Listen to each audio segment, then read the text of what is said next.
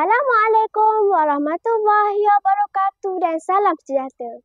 Saya Siti Ayatul Husna Mardiah bertemu Muhammad Hafiz dari Sekolah Kebahasaan Seri Terengganu, Terengganu Perak dengan kod sekolah ABB 2093. Bagi pertandingan bicara buku kali ini, kita semua bersama saya untuk berkongsi dan menghargai khazanah yang tidak ternilai, iaitu seni dan budaya kita.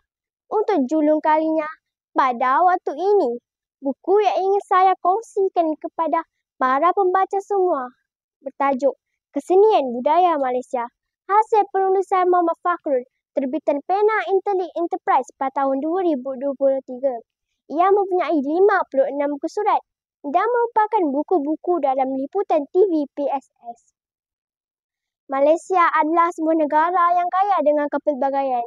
Kepelbagaian ini bukan hanya pada etnik dan bahasa, tapi juga pada jiwa dan seni. Setiap melodi, setiap gerak-geri dan setiap ukiran adalah cerminan identiti kita. Jiwa bangsa yang mengenali dari generasi ke generasi. Apabila kita meneliti kandungan buku ini, kita dapat melihat betapa luasnya spektrum seni dan budaya yang bakal dibincangkan. Daripada alunan merdu dondang sayang yang mengisahkan cinta dan kehidupan, sehinggalah wayang kulit yang mempesonakan dengan cerita-cerita epik dan syarat makna.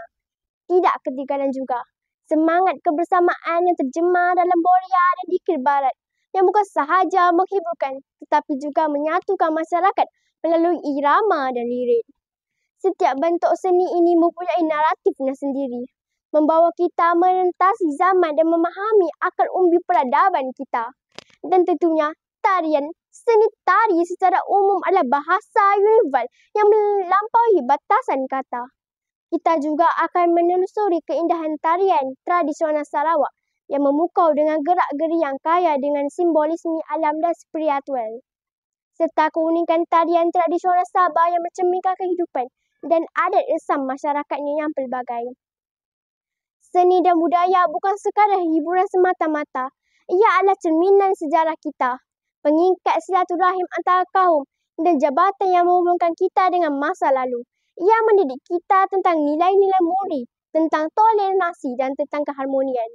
Dalam era globalisasi yang serba pantas ini, tanggungjawab kita bersama adalah untuk memastikan warisan ini tidak lapuk di tengah zaman. Kita perlu terus memupukkan minat dalam usaha-usaha pemeliharaan dan penggayaan serta menghargai setiap aspek budaya kita. Marilah kita bersama-sama menjadi duta dan budaya Malaysia. Hayatilah, peliharalah dan sebarkanlah keindahan warisan kita agar dia terus bersinar menjadi kebanggaan semua dan tetapan dunia. Sekian, terima kasih.